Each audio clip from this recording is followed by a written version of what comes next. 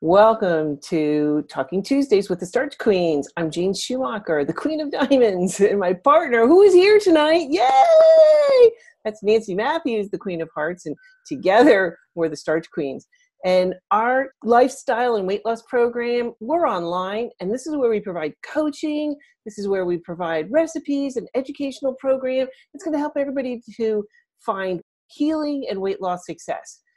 We teach about what we call a trifecta approach, because you have to change what goes in, so food and drink. You have to change what goes on, so that's the personal care products, the environmental toxins you're being exposed to, and then you have to exercise. You just can't get around that. Hate to say it, but you just can't. So tonight's topic is fasting, and we have Dr. Sabatino back again with us tonight. And in case you have not heard our previous ones, we did one on, what did we do? Epigenetics and food addiction and food addiction. I'm having a brain fart tonight. Anyway, so okay. Nancy knows. I need to read Power Food for the Brain by Dr. Bernard again for some, Anyway, Dr. Sabatino, he runs the Balance for Life retreat program in Deerfield Beach, Florida. And this retreat is a lifestyle education center. It's specializing in plant-based vegan nutrition, health rejuvenation, stress management. Oh, we need that so much. Therapeutic fasting and detoxification, especially in this day and age with so many chemicals that are out there. So Dr. Sabatino is a chiropractic physician who has a Ph.D. in cellular biology. I'm jealous of that, and neuroendocrinology. And while at the University of Texas School of Medicine, he did extensive research on calorie restriction, stress, aging, and has published major papers in the fields of cellular biology, aging, endocrinology, and neuroscience. So thank you again for joining us, Dr. Sabatino.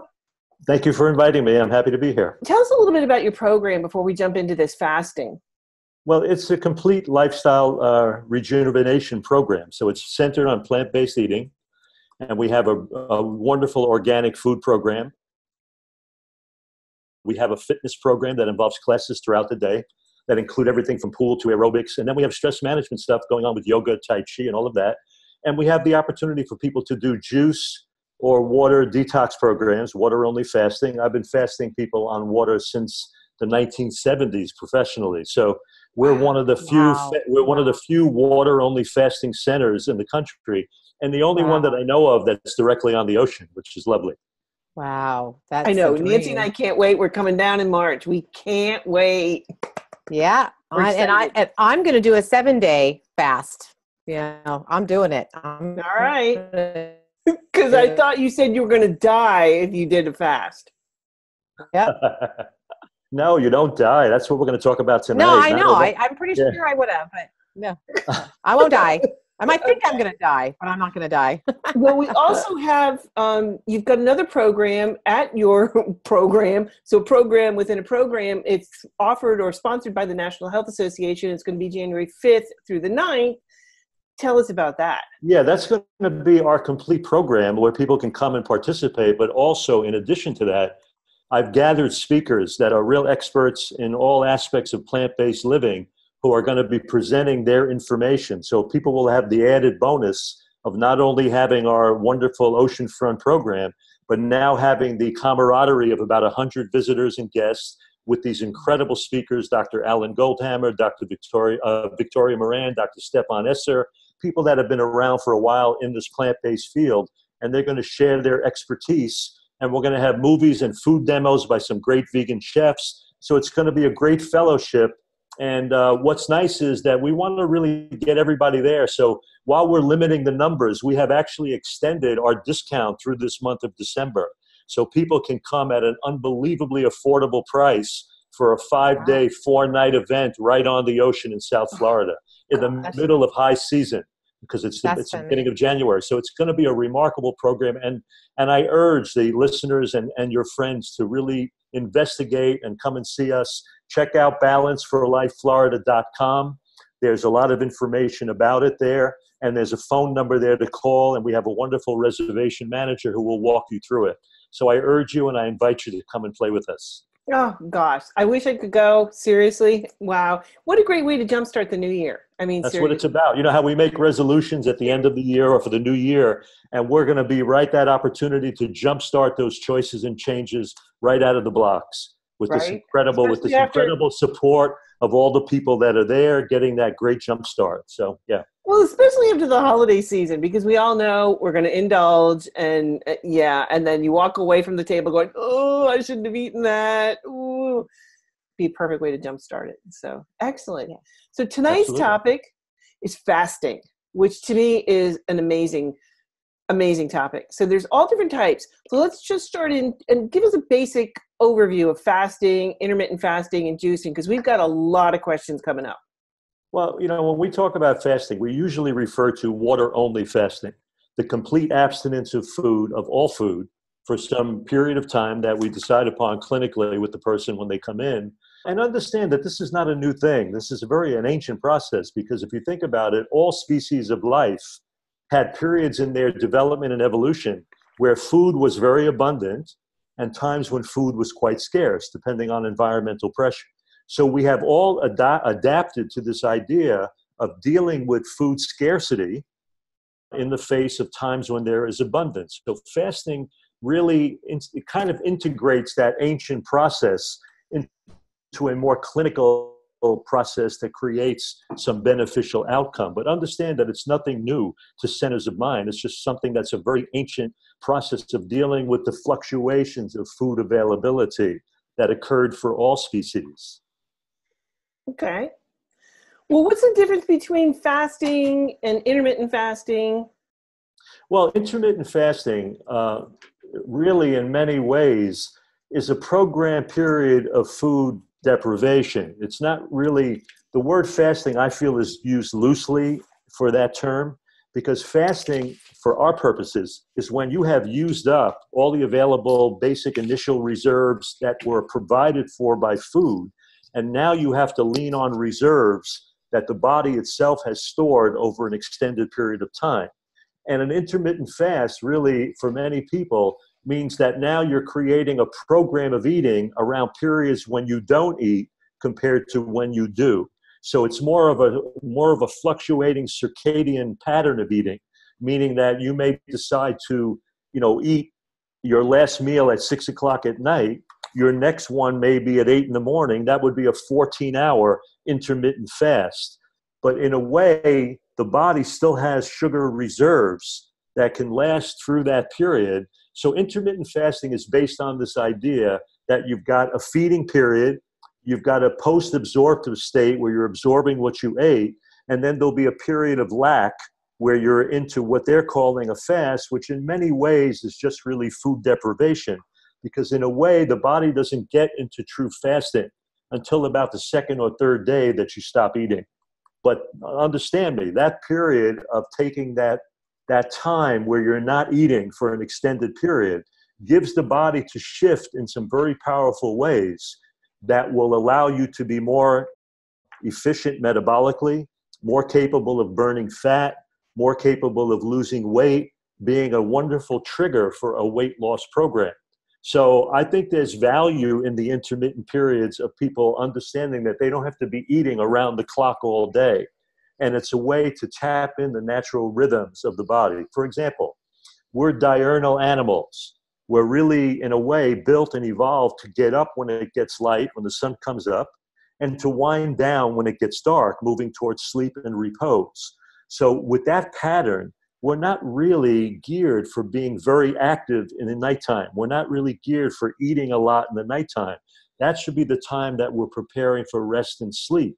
So even if you started out by just using those 12 hours of daylight, let's say for the sake of argument, from sunrise to dinner, and then having that 12-hour period from, let's say, 6 o'clock at night or 7 o'clock at night to 7 the next morning, that would be like a 12-12 intermittent fast. And what they're finding is that people want to get at least into that 12-12 state. And then they find that if they can do it even a little bit more, where now maybe you're not eating 14 hours and you're eating during a 10-hour block, or you're eating during an 8-hour block and not eating during a 16-hour block, but it's all built around the 24-hour circadian pattern of the day. And the idea being is that when you allow the body to have that period of food deprivation for those hours, there's going to be some internal changes that are very helpful. For example, insulin levels will start to plummet because normally when you eat a meal, insulin is released so that the sugar, the carbohydrate in the food that you're eating can now be either utilized for energy maintained in the bloodstream or stored for a more extended period in the form of a starch called glycogen in your liver and muscle cells. So insulin drives that sugar into your cells. So if you're always in an eating state, your body's constantly producing insulin. But the bottom line is that means you're constantly storing calories and holding on to calories. So when you go on an intermittent fast and you stop and you enter that place past that post-absorption into that beginning of fasting, now you don't have sugar coming in. The signal to the body is I don't have to release insulin. I'm not going to store calories in reserve. So now I'm going to start pulling calories out of reserve in the form of sugar first and then, of course, fat. And you'll start getting a metabolic effect of using up the calories that we store. Because if you think about it, if you're eating all the time like many Americans do, all we live is in a state of storage. And it's no mystery why we have the obesity and the weight gain that we do. So having that drop of insulin during that fasting period of an intermittent fasting rhythm in your 24-hour day can allow some of those changes to begin to occur. The other thing that happens too is that when you begin fasting, there's some evidence to suggest that growth hormone is increased, and that will also increase the burning of fat. So the intermittent fasting period on a very simplistic level can drive more calorie use, more breakdown of fat, more mobilization of reserves for calorie use rather than into storage where we hold it on as fat and weight gain. Wow. Now that's the intermittent fast. The water fast is, in a way, goes and takes that one step beyond. To Jedi level. Yeah, because in the Jedi level, because in the water fast, understand, when you eat food, a certain amount has to maintain the sugar in your blood because we need sugar for energy. So when you're eating plants and foods, you're getting carbohydrates that in the presence of oxygen, your body will convert into all the energy that you and I need to do everything that we do. So the body's always it's always stuck with this idea of how do I keep a certain amount of sugar always available in my blood? But understand that sugar is a double-edged sword. So if sugar goes up out of that healthy range, it can become one of the most toxic aging influences in the body. So the body will take any extra sugar, store it as glycogen in your liver and muscle cells, and anything over what the liver and muscles can store now will be stored as fat. So now I begin to fast. I stop all intake of food. I'm just drinking water. Well, the first thing that's going to happen is blood sugar levels are going to start to plummet. Your body doesn't want that. So it's going to pull that sugar, those glycogen reserves out of your muscle and liver, and it's going to replenish your blood system. But that can only last about 24 hours. So if you continue to fast beyond the 24-hour period, now you have a plunging sugar level, and your body's stuck with the dilemma of what am I going to do now to replenish the energy that I need? And it starts making energetic substance material, sugar, from other existing materials. So the glycerol portion of fat, the amino acids of protein, in a process called glucose, sugar, new, Genesis, like the first book of the Bible. It creates new forms of sugar from your existing fat and protein reserves. And by the third day, it takes the fatty acids of fat and uses them primarily as the energy source for the remaining time of the fast.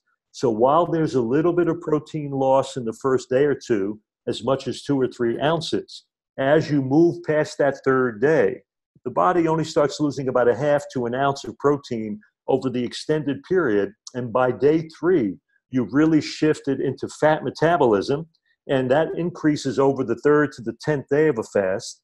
And after 10 days, you're pretty much primarily only making energy from fat reserves. And when you do that, the fatty acids that are being used for energy, in the breakdown of them in metabolism, will generate ketone bodies. That's where you get the process of ketosis during a fast. And what's intriguing is that the brain and the body will begin to use those ketones directly as fuel during the extended periods of fasting when sugar is no longer available. So we see tremendous fat loss. We see the body utilizing those fat reserves. So we see some of that in intermittent fasting, but we see that remarkably in the true water-only fasting state, especially when you get past that first 2 days into that third day of fasting. Wow, excellent. It's so powerful. Jean, shall we get right into the questions? Yeah, let's do that. Yes. Let's jump in because we have a lot of them. Okay. So Laura Wing, one of our Starch Queens members, asks, how long is it safe to water fast without being at a fasting center? She says, specifically, how long could I fast before anemia could potentially become an issue? Before what becomes an issue? Anemia. Oh, anemia. Anemia, unless it's... But wait, hang on. She says, my physician suggested frequent days of blended greens only, but water fasting is easier for me and more effective for healing. Anemia is not a common part of fasting in any way, shape, or form. And I think, with all due respect to her physician, I would state that he probably has never really monitored a fast, because we do blood work and all of that. The bottom line is, unless you're really dealing with blood loss, the bottom line is the mineral stability in the body during fast is really quite profound. You would think there would be more ups and downs in sodium, potassium, iron, and so on, but they are really relatively very stable during the fasting period. Talking about fasting at home, the only problem is that when you fast and your body starts breaking down fat tissue in that ketotic state, understand that fat tissue not only is an energy source, it's kind of a garbage dump for the body. We retain and we store a lot of fat-soluble toxic material, environmental exposure, byproducts of metabolism. So when you're breaking down fat for energy, you start freeing that up into the blood, and the body will now try to eliminate that through all the organs of elimination, through your respiratory system, through your skin. Skin is the skin and the lung surface are the largest surface areas of the body, so they'll be used for elimination. So the problem is you may have symptoms. There may be an increase in pain. There may be an increase in elimination. You may see things come up on the skin. And if you're home on your own, that may frighten you. That may scare you. So it's better to be under somebody's care that's really supervised fast over a long period of time, because we do a lot of hand-holding. When we fast people, we do rounds at least twice a day, sometimes 3 times a day, checking vital signs, sometimes doing blood work, doing urine analysis, checking body temperature. We're monitoring people very closely during that state. So beyond 2 or 3 days at home, unless you've really fasted, I would recommend being under the care of someone who's well-trained, a physician in a facility where you can have the support to really undergo a fasting care properly with fasting supervision and monitoring. I think it's a better way to go. Well, it is kind of scary because I've heard people who've, not going to, like, say, True North or to your place, but people that have done fasts, it's like, oh my God, I feel like crap. I felt better before, so why should I be doing this? Well, understand. When you're going along in your life and you've got whatever the toxicity is in the body, or you've got certain things going on, with the food coming in, you don't have the energy sometimes to access that in a more powerful and direct way. When you're not involved in the procuring and the digestion and the utilization of food, all of that energy in the fasting state can now go in the direction of healing and repair. And part of that will be to mobilize stuff from your storage areas out the body. So although you may start to feel like crap and you may have some symptoms, those acute responses are the path to recovery. See, we live in a culture, unfortunately, that from the moment we were born, we were educated to fear our own vitality. So at any symptom that came up, you were almost entrained to medicate it out of existence. I've got a cough, let's suppress the cough. I've got a fever, let's suppress the fever. When in fact, these are the natural attempts by the body to heal itself. So in fasting, you will see all of that hit the fan. And I will tell people, you decided to fast. So you, in a sense, asked the body to set this process in motion. So now I want you to embrace your pain. I want you to embrace your elimination. It's all part of driving you toward better health and recovery. and a more clarity of the tissue, a detoxified body, a body that's going to be on more of a healing mode. So I'm not saying it's easy, because sometimes the symptoms can be an absolute, they can be, they can really twist your mind a little bit because you're afraid, you're not quite sure what's happening. And that's why I like the idea of people fasting under supervision, because the doctors can take you through that and say, you know what, Gene, this is an acute response. Your body's going through an acute crisis. It's going through this detoxification mode. Let's get rest. Let's hydrate you. Take it easy. Don't get stressed. Let it complete itself. And many times as it completes, you'll come out the other side of that so much better off, with such a clarity and with such an improvement in health and well-being. That's the benefit of the fast. It brings those acute crises many times to the surface quicker. Something that you may try to process over years, in a fast you may process in weeks. And that's both on a physical and a psychological level, because there's as much psychological change that goes on as there is physiological. I can imagine, because, fasting is not a normal practice in the American culture. So there's a huge fear factor to it. I mean, I was just, me personally, when I started intermittent fasting at the beginning of last month, I was very skeptical, cautious, and it went against everything that we learn in that weight loss program that has WW as the first two, letters. They want you to eat like every 2 hours, 19 small meals a day, which completely contradicts what you're saying about the constant sugar and glycogen. We're just always eating. So, we're always storing. Think about this. If you look at the distant past, I think it was pretty obvious that there were times when there was food available and times when there wasn't. So the body adapted to those periods of deprivation, and that allowed a certain kind of metabolic burning and activity that would then be replenished when you ate again. If you're constantly eating all the time, all you are is in a storage mode. You're never really in a burning mode. So in a way, it's really contradictory to what's going to be in your best advantage metabolically to trigger fat burning and some of these other changes. And the body has some unbelievable wisdom and ability in that state, when you go into that mode of fasting, to really start to get rid of old worn out cells and old worn out debris and foster a new growth of new tissue and new cells. It's almost like you're renovating the house with old worn out material that all of a sudden now is transformed to the Taj Mahal. No, I'm being honest. It's a remarkable process. And unless you do that, unless you stop that constant storage and constant eating, you don't give the body the chance to make that shift.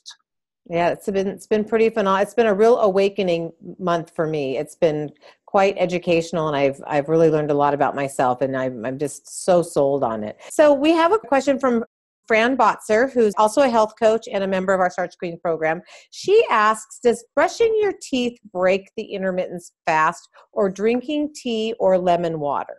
So in the morning when you get up, you're like at 12 hours, would brushing your teeth or drinking lemon water and tea break the intermittent fast? In water-only fasting, we do not allow toothpaste. Really?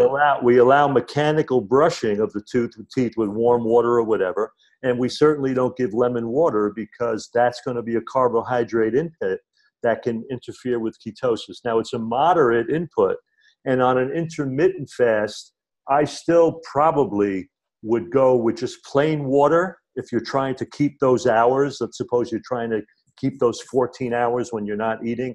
Now, obviously, a little lemon in water is not going to trigger a huge insulin response, but it is a little bit of a carbohydrate intake, and I would probably stay with the plain water. If you're finding it hard to keto adapt, meaning to get into that ketosis, sometimes when you first shift into intermittent fasting, your body will have those fluctuations of blood sugar that will be a little bit stressful on the body and will make you feel irritable or upset. And if a little bit of lemon water or a little bit of tea gets you through that, in the early stages of that, I would do it. And then you'll find that over time, your body will shift into ketosis and fat burning a lot easier, and you won't have those ups and downs so much. We see that even in water-only fasting. In that first day or two, where the body now has its blood sugar level dropping and it's shifting to fat and protein metabolism, there are those periods where you can have those hypoglycemic episodes where you feel really wasted and really tired and really upset. And then that will pass as the body starts leaning on reserves. The more you intermittent fast, the more the body adapts to that state more over time, and you won't have those glitches as much. So to answer the question is, in the early phases of it, having a little lemon water would be fine. I think it would be just probably take the edge off. But as a rule, you're trying not to put anything in but water till you have that next meal. Interesting. Dr. Well, Sabatino? what's up with the toothpaste? Because it can be absorption through the oral cavity.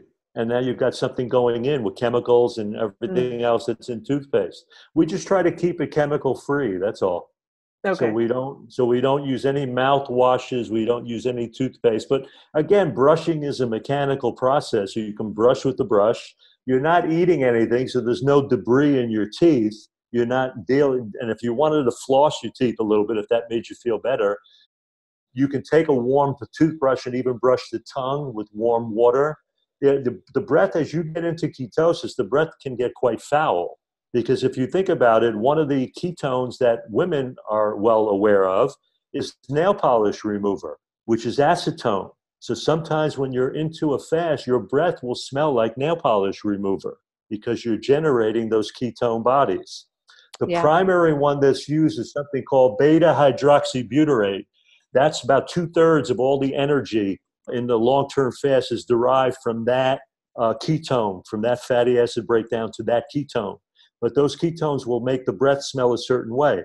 That's why when we're monitoring people, when I start smelling that acetone breath, I know that they're well into ketosis. Awesome. So Jeannie, I'll go on with one more question real quick. Yeah. Deborah Baly, also a member of our Starch Queen program, asks, and Deborah is also fasted at True North. She's got actually. Okay, good. Can one intermittent fast for too long? Dr. Walter Longo of USC recommends 12 to 13 hours and says there are studies that show longer fasts can cause gallbladder issues. Well, look, the bottom line is, look, with intermittent fasting, if you're eating a good complement of nutrition, let's say the 12 hours that you're eating, and then you go 12 to 14 hours, I haven't really seen clinically where that has created a problem, even over very long periods of time. I mean, I'm going to be honest with you. I had a doctor friend, and this is the God's honest truth in New York. 1 year, he fasted completely every other day for a year. That means that year he only ate 6 months. I want you to think about that in your mind for a second. Let that blow your mind a little bit. Yeah. His weight was stable, his energy was stable, and he fasted. Basically, he ate only 6 months that year. So I think if you get into intermittent fasting and you're in the range of 12 to 14 hours, that's what I like. We do that at our place too. We serve dinner between 5:30 and 6:30, and then breakfast is at 8:15. So you're right into about between a 12 and 14 hour period. And we build that into our program too. And, awesome. And generally speaking, because you're eating a good complement of nutrition on those 10 to 12 hours that you're eating, I haven't seen where it's created any major problems. And even weight loss is very stable and very steady. So I would argue that I haven't seen clinically a lot of repercussions of gallbladder. Now, with fasts where you lose weight very rapidly, one of the things that can happen sometimes for people is that hair can fall out. They can create some gallbladder issues. But as a rule, when you're fasting in a resting state, even though there's a profound weight loss, I haven't seen where it triggers an ongoing slot of gallbladder difficulties. In fact, we have used fasts to solve a lot of gallbladder problems, including gallstones and things of that nature, where the body can actually dissolve stones and improve the function of the organ during a fast. Wow. That's fantastic. I have a question from Sandra Garber. She says, can you water fast if you're diabetic? She says, unmedicated, but uncontrolled. Well, she says, I'm trying to get my blood glucose down quickly. If she's going to do that, I would do probably, you could do it if she's unmedicated. I mean, you got to monitor it and watch it. She would be a good candidate to do intermittent fasting for a short while, because what it would do is she can get into eating this plant-based approach and have that 12 to 14 hours where insulin levels really drop with that intermittent fasting part, the fasting part of that day. and it will probably help to start regulating dropping blood sugar, dropping insulin responses. And if she follows that with a very high fiber, low fat, high carb, plant-based approach, whole food, I think she'll resolve that in a very short period of time. To answer the question, if she's unmedicated, yeah, she could probably do a fast. I would monitor it closely, monitor the blood sugar, because blood sugar levels are going to drop on a fast. And so generally it's going to take an insulin burden off the body. That's fantastic. And so, yes, if she's medicated, though, we would do it with food only. Wow. We have another question, Dr. Sabatino. This is Yes. from Fran Batzer. Can you overeat in the feeding window if you are only eating whole food, plant-based, salt, oil, fat, sugar-free, SOFA-free? I mean, you can, but we find that it's pretty hard. That's why places like True North and myself, we don't do served meals. We do buffet. We put out an unlimited amount of food, because the truth is, if you're eating this low-calorie dense diet and you're not eating tons of avocado and nuts, which are high in calorie density, you got to eat a lot of food to create a problem. Because if you even had 2 or 3 pounds of salad, you'd still be under 500 calories. So the bottom line is, it's 100 to 300 calories a pound. And it would take up so much space that you would stop long before, in my opinion, before you would actually have a problem. You'd have to be eating much more dense parts of the diet, like avocado, nuts, things of that nature. But as a rule, in that window of time that you're eating, and if you're eating really whole food, plant-based, with a small amount of the more calorie dense parts of the diet, I don't see how you would create a major difficulty at all. Right. Well, I've even noticed, like, when I've done I do intermittent fasting, and I noticed that my stomach has shrunk. And so even if I wanted to overeat, I can't, because my stomach is shrunk. The stomach doesn't actually shrink. It's just that it's not as filled up as you were making it before. But the actual size of the stomach probably hasn't really changed a whole lot. There's not a lot of evidence. There's not a lot of evidence to show a lot of shrinkage. Psychological. The adult size of your stomach probably hasn't changed a whole lot, but the fact is you're not filling it up and bloating it and expanding it quite as much as you were, and that's a good thing. But the truth of the matter is, this is the real strong suit of eating our whole food plant-based way, because it builds in calorie protection, and the program is not about eating less, it's about eating well. So even if you decide to intermittent fast, in that window that you're eating, no one's stopping you from eating, eat. But then you're having that period where you give the system a chance to back off of the feeding stage and enter more of the fasting stage. And in that stage, you're going to move away from storage of calories to utilization of calories, burning fat, utilizing things a little bit better. And that's important. And there's a number of reasons how that promotes a lot of integrity of cells, because when the body moves into the fasting state, there's a lowering of insulin. There's a lowering of insulin-like growth factors. And what it does is it changes a population of messengers inside the cells that trigger metabolism, growth, and even the genetic component of growth. So the body moves away from growth into maintenance and repair.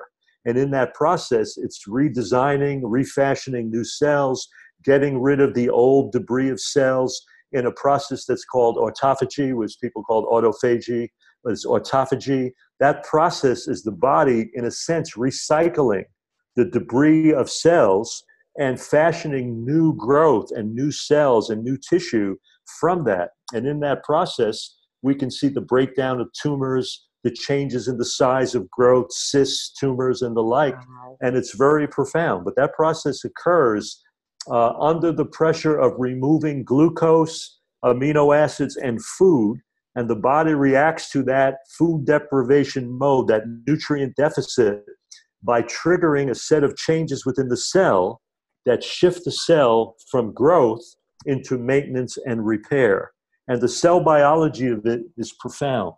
I mean, I can go into the cell biology of that for an hour because it blows my mind how creative it is. I don't want to, dwarf the readers with all of that, but just understand that you have organelles, you have little organs within every cell that are doing certain jobs.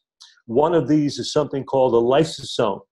And the lysosome, in the process of autophagy, will literally take the worn out debris of cells. It will take old microbes. It will take dysfunctional proteins.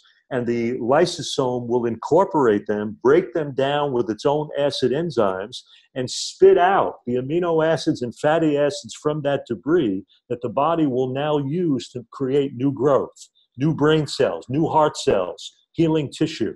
So it's a remarkable, remarkable process that goes on just in the act of resting and stopping the intake of food. Wow. That's profound. Oh my gosh. That is amazing. The body is truly amazing. Oh, it's unbelievable. When you see this stuff at the deepest cellular level, it's amazing. Yeah. I always talk when we have part of our driving with Nancy, and it's part of our program. I always tell our members of our group that each one of our cells have little tiny universes in them, and when it's really the way to look at it. It's our life, and when these cells die off and they regenerate, that's our healing process. And the human body is just so fascinating, and especially at the cellular level. I just really came to really appreciate our cells, my cells. I protect them with a vengeance. Well, understand this, because this will blow your mind too, because this is really what we see in fasting. Because of that process of, let's call it, because most people pronounce it autophagy, I'll pronounce it that way. When you have autophagy and even what's called cell death, which is a kind of a programmed cell death, apoptosis, every cell in the body has a lifespan. So there's a programmed death for every cell. And the bottom line is, in fasting, as the body shifts into that maintenance and repair, and it starts triggering that autophagic process, the wisdom of the body will utilize what it needs least to provide for what it needs most. So what does it need most? Well, it needs your brain, your heart, your liver, your kidney. What does it need least? Cancers, tumors, cysts. So it will break down those tissues, take from them what it can to feed the cells and tissues that it needs. And in the process, you'll have a tumor that shrinks. I've had women with breasts that look like on a mammogram, like they have shrapnel in the breast. 7 days of fasting, the breast is completely clear. So the autophagic process has dissolved all of that tissue. I've had women with uterine fibroids the size of grapefruits in the space of a couple of weeks of fasting absolutely disappear. So the body broke that tumor and cyst down, but it took from it whatever it needed to recycle in that autophagic process to provide support for what it needs most. That's a profound bit of wisdom. And that's why if you do fasting the right way under resting conditions and you make that energy available, it's not something that has to be feared, but it is something that has to be respected. Absolutely. Fran, I was going to say, Fran, Jean, do you want to ask another question? We've got our list here. And I mean, it's so fascinating. Oh my God. This is amazing. Wow. Deborah Baly, one of our Starch Queens members, when I did a water fast at True North, she said, I developed a bile reflux, which was extremely painful, and I had to end the fast at 4 days. What do you think this meant? Was my gallbladder overactive, possibly because I ate too much fat in my diet before the fast? Is there any way to correlate what comes up in a fast with what is going on in your body and the physiology? Those are great questions. We will see in the process of elimination and detoxification, you can appreciate that the liver is the major detoxifying organ in the body. So in a fasting state, it's going to step up its work. And we see that can also relate to the organ that's connected to the liver, which is the gallbladder, and it can dump bile into the digestive tract. Remember, the gallbladder basically stores bile that then when you're eating fat under the hormonal release in the stomach will trigger that gallbladder to release bile into the liver, which then passes it into the small intestine to digest fat. If you had been someone, let's say, eating a more fractured diet, more high fat and whatever, there may have been a set point for bile production and bile release that's a little bit higher. And then during the fast, that may accentuate and maybe come to the surface. And she's right, it can create a disturbing sense of nausea and reflux that at times, sometimes we've even given a little bit of broth, or sometimes we've even given just a little drop of carbonated water to see if it can be kind of modified. But sometimes it's so bad you have to break the fast. But Again, I would correlate it to some degree probably with dietary use before the fast and maybe a set point of bile production and bile release that was maybe higher than what the body was going to be comfortable with. And during the fast, it started to be eliminated and released. But when it's dumped, it creates a very disturbing sense of reflux and nausea. So I appreciate painful. what she's saying. Again, can you correlate it directly with lifestyle? I can't, but like I said, I think to some degree it may have been a set point of production and release that may have been linked to higher fat consumption, things of that nature prior to the fast. I hope that makes sense, what I said to her. So, Wow. Your turn, Nancy.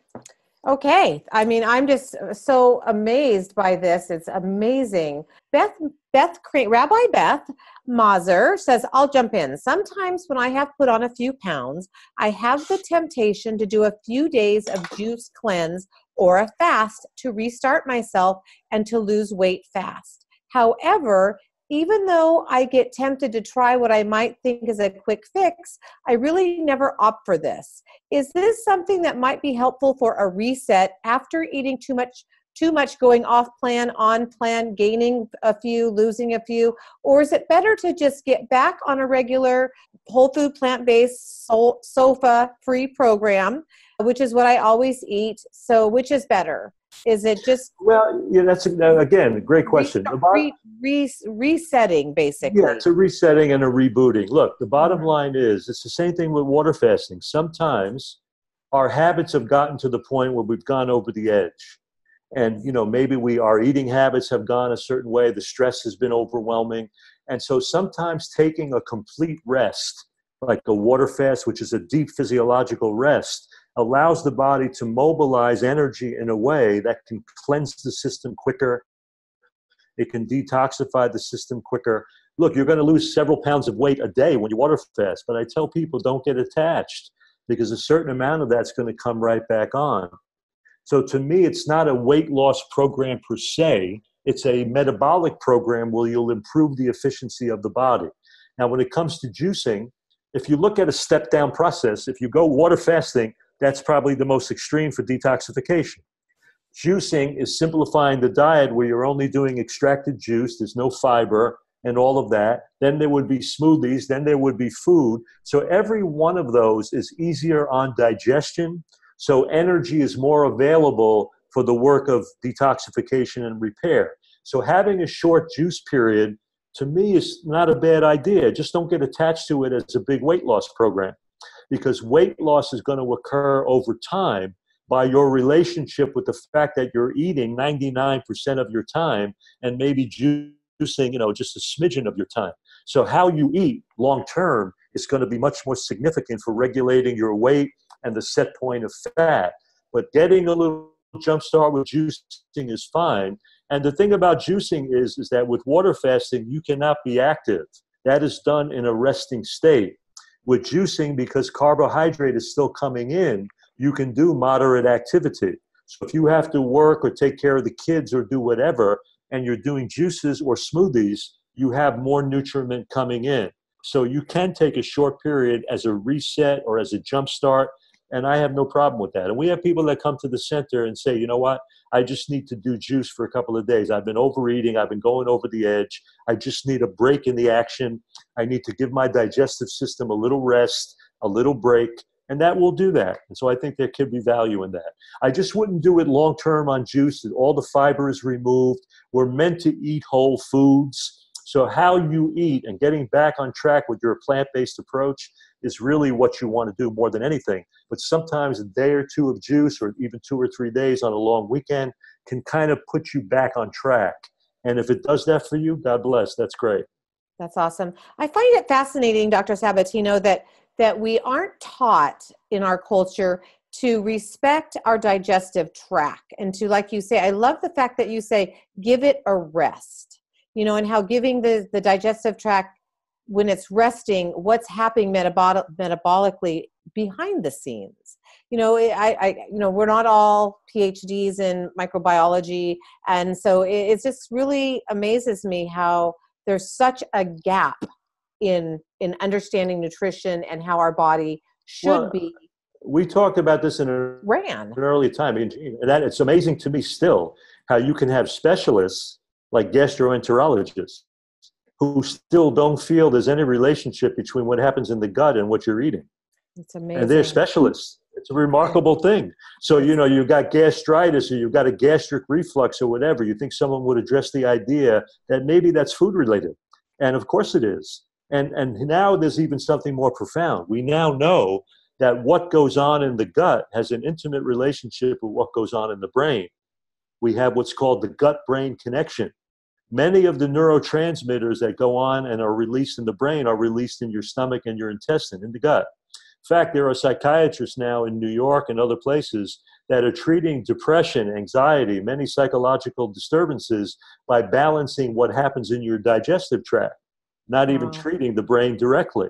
So make no mistake, the digestive system in some ways is even the seat of our emotional responses as well as many other of our responses. And the intestinal tract in many ways is a direct reflection, or the skin itself is a direct extension of your bowel. So a lot of things that happen on the skin, psoriasis, eczema, and so on, autoimmune responses, are directly gut related, and what's happening in the way you're digesting and utilizing food in the small intestine, through the large intestine, etc. So yeah, it's a big issue. And this is the nice thing. Fasting gives all of that a chance to really recover and heal, because now you're giving the whole system an absolute rest. And again, everything heals with rest. If I had a cut on my arm and I kept moving the skin while it was trying to heal, it would slow down the healing of that damage. Well, you got a peristaltic wave in your digestive tract that's always moving when you're eating food. So if you have colitis or inflammation in the bowel, or you have any kind of change in your gut, by giving it that rest, the whole system can slow down and allow that tissue to heal. It's not mysterious, it's not magical, but it's amazing to me how we've been disconnected from an awareness of that. That's amazing. It's true. We have another question. This is one that's really fascinating to me, because one of the reasons I got started on my plant-based journey was because I had high cholesterol. So Fran Batzer asks, can intermittent fasting cause your triglycerides to go up? Mine are at 233. My total cholesterol is 246. My HDL is 65. My LDL is 152, and her VLDL is 47.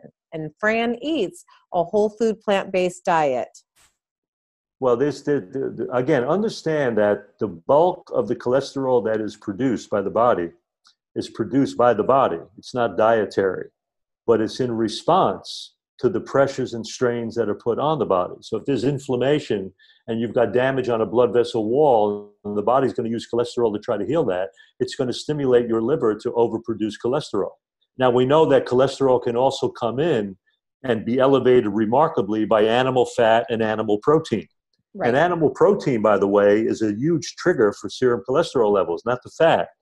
Now, the fact that she has high triglyceride levels and the fact that she's got high cholesterol, she's kind of in a pre-diabetic state. And again, intermittent fasting should actually help that quite a bit.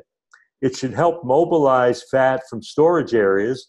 Temporarily, triglyceride or circulating levels of triglycerides may seem a little bit higher, but the body should be able to break that down and process that. I don't know how long she's been eating this way, but if she's been eating SOS. About 7 years. If she's been eating SOS all that time, and I mean really, that's the key. The oil has got to go. You can be eating a plant-based diet and have, for example, coconut oil, which is a big part of vegan diets, and you'll have this remarkable increase in serum cholesterol levels. So for her, she's got to go SOS for a period of time. And then if she wanted to, she could even go through a period of fasting first to get into the idea of letting the liver go through a kind of a resetting of cholesterol production, followed by an SOS plant-based approach, or even just go right into SOS plant-based. And I think she'll see a lot of that cholesterol and those things change remarkably. But if you got high triglyceride levels, you're still generating in some ways too much sugar in the system. You're generating too much oil in the system. There's too many things that are still operating in that eating plan that probably are not correct, and that has to be modified. Well, Fran is saying that her same blood test that she had the end of last month, her blood sugar was 97. Okay, it's, under 100, under 99 is normal, but she should have also done something called hemoglobin A1C. I don't know There if are she two. had her A1C. There are two glucose-dependent cells directly in the body. One is brain cells, and one are blood cells. So the body will put sugar in the hemoglobin molecule in your blood cell over a long period of time. So when you measure blood glucose, that's going to be right on the spot. When you measure hemoglobin A1C, you measure sugar levels over a period of months as they've been incorporated into the hemoglobin molecule. So that's a much better, you need to do both of those readings. So on her next test, she needs to look at hemoglobin A1C and make sure that it's not elevated. She needs to look at a more sensitive version of CRP, C-reactive protein, cardiac or highly sensitive CRP. Add those to the blood testing measurement, get on the SOS plant-based approach, see where that takes her. And I think she'll find that those numbers will change.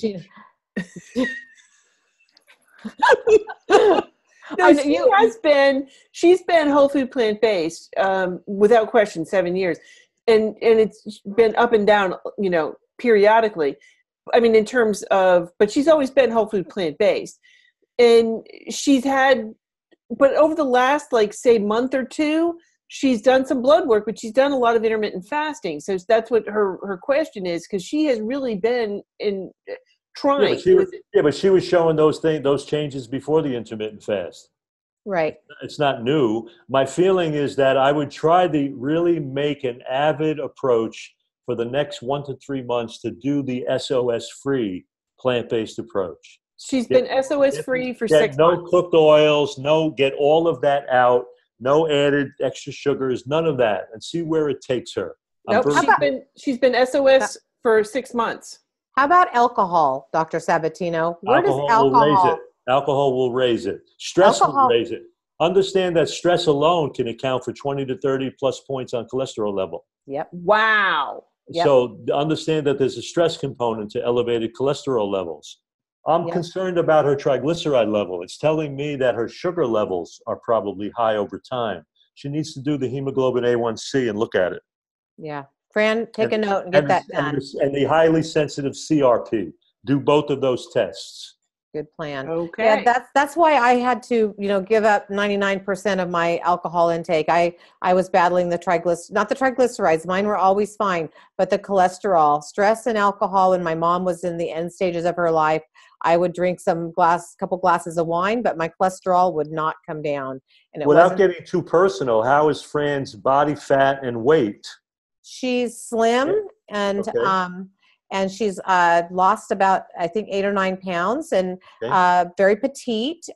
So I would not visually look at her and see her as having a cholesterol of 246. I mean, that's high. And not only that, her LDL level was really high, which is more risky.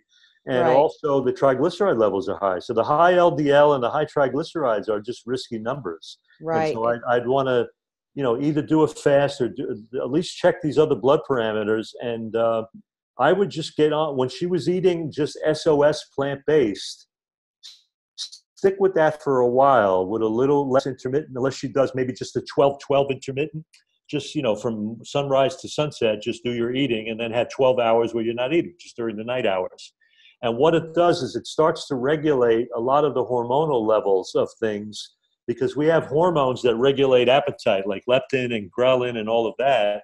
And when you intermittent fast, even on a 12-12, it'll start to establish those a little bit more smoothly. But I'm just concerned that she's had this high triglyceride and high LDL cholesterol, because that's kind of risky.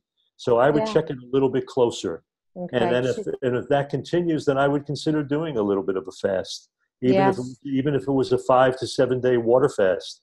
And try to reset the liver, try to reestablish some balance and all that. But without doing a private consultation, I think that's all I could really recommend.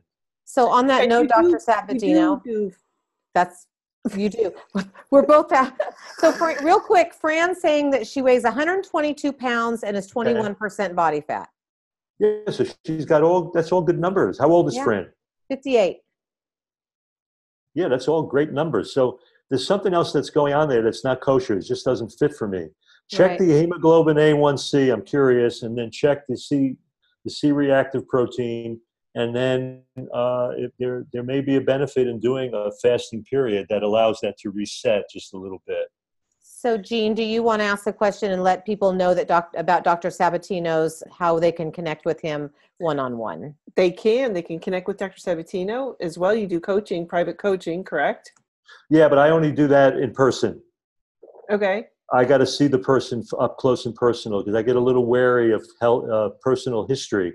So basically right now, I'm really only interacting with people that come to Balance for Life. I mean, I'm focused on that, or people that I've had there as guests who then when they leave me, I will coach at home because I've already had them under my care.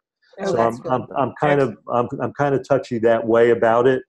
Down the road, I may expand that a little bit into Skype or Zoom or whatever. But as a rule, I like to really be able to have people with me up close and personal, face to face. And I feel better when I'm doing that.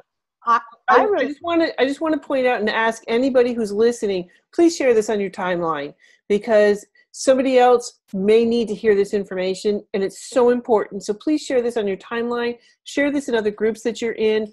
Please help get the word out because this could help change somebody's life.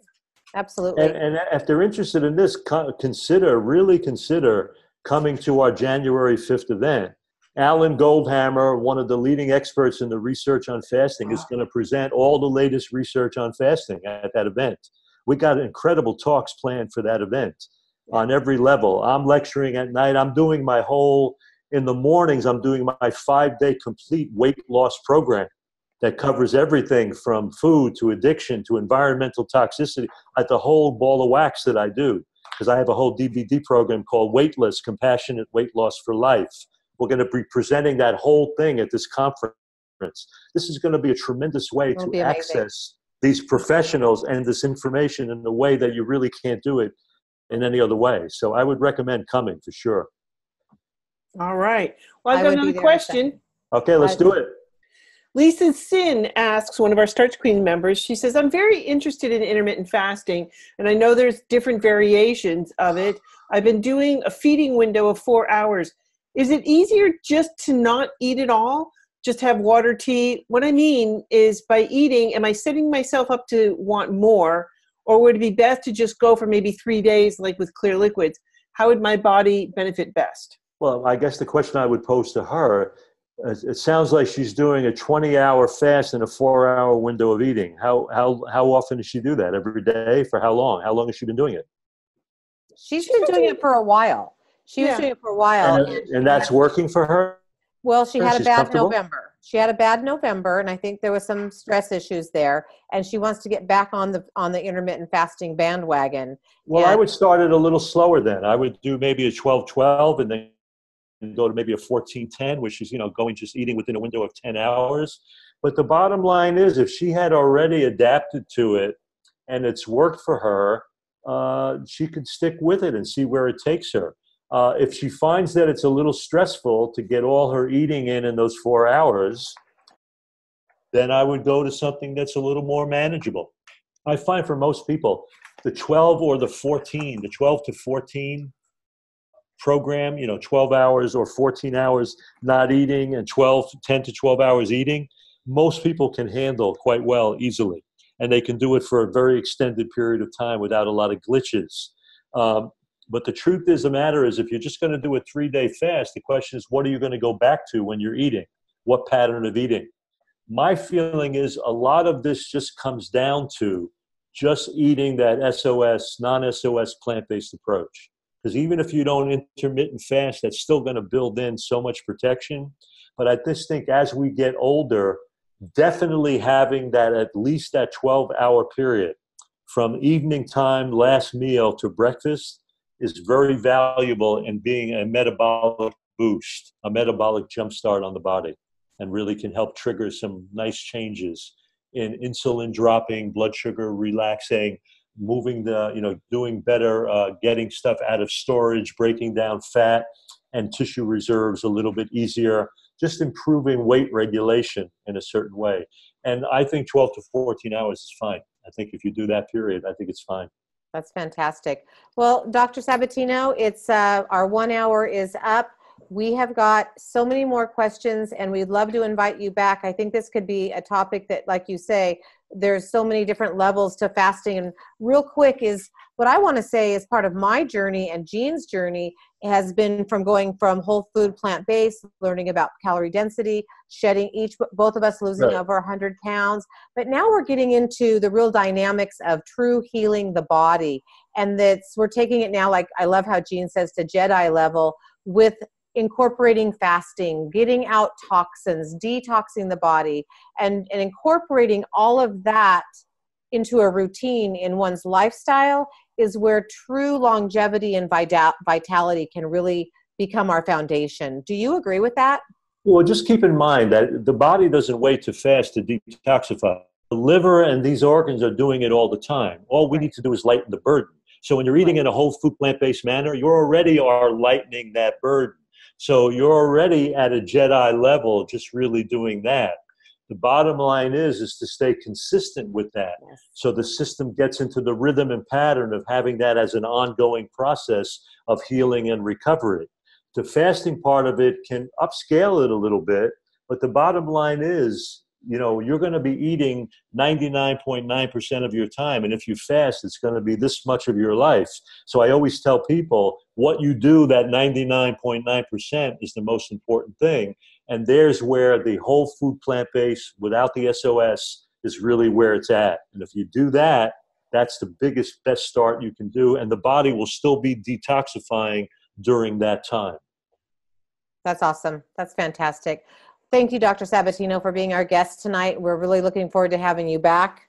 Just such an honor to have you with us. If anybody is interested in learning more about our Starch Queens program, you can visit us at sqweightloss.com. You can also, we'll put the link to Balance for Life. We want to make sure that you guys know about the event in January and Balance for Life's continuing program where you can see Dr. Sabatino on a regular basis. And again, Jean and I are going to go in March. We're hoping to plan a special Starch Queens retreat in July. So that's kind of like, I'll let the cat out of the bag. We're hoping to get that organized. And so Balance for Life is someplace you would truly want to go to reboot, reset, recharge. And then I like one of the ladies that was talking in the comments here about how she was able to use a 7-day fast to incorporate then and go on from True North to a whole food plant-based salt. Absolutely. Fasting is a great jump start for making changes and new habits. Yeah. You're getting new habits set in your life. It's phenomenal for that. Exactly. So Balance for Life in Florida, how awesome is that? Starch Queens, sqweightloss.com. Jean and I are always thrilled to have you with us. I'm glad to be back with you. It's been a long month dealing with the campfire, and it feels good to be back. So good night, everybody. Night, John Boy. Night, Mary Ellen. Night, Dr. Sabatino. Thank you. Night, everybody out there. Thank you so much.